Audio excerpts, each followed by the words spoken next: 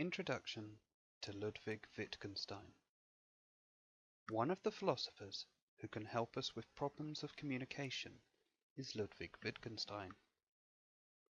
Born in Vienna in 1889 to an extremely wealthy Austro-Hungarian family, he was the youngest child of a domineering and highly successful industrialist father. His upbringing was not without tragedy, with 3 of his 4 brothers committing suicide. Wittgenstein himself was plagued by dark thoughts.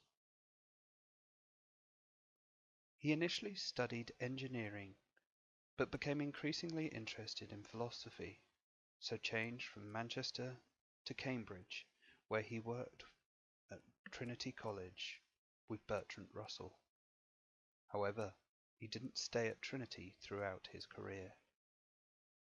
At the outbreak of the First World War, he joined the Austro-Hungarian army and fought against the Italians in northern Italy, but was captured shortly before the end of the war and was held in a prisoner of war camp. During this period he wrote the Tractatus Logico-Philosophicus, which outlined his philosophy for the early part of his career. Wittgenstein was a painfully shy man, with a stutter who often stopped talking part way through his sentences.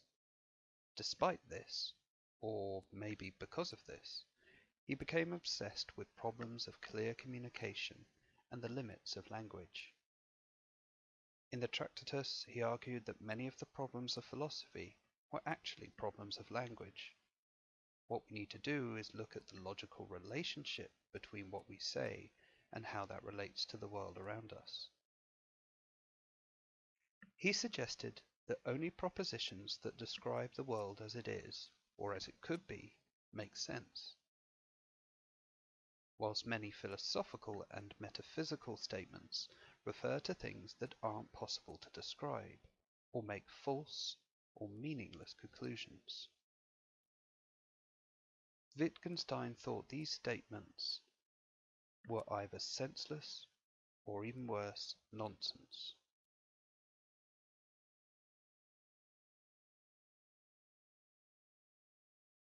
It was for this reason, he said, "Wovon macht nicht sprechen kann, darüber muss man schweigen."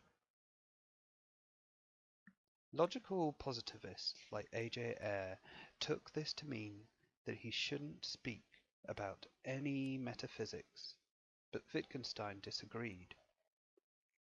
He thought that whilst there were many things we cannot say, there are many things we can be shown. Of religion, he said, "I can well imagine a religion in which there are no doctrines and hence nothing said. Obviously the essence of religion can have nothing to do with the fact that speech occurs.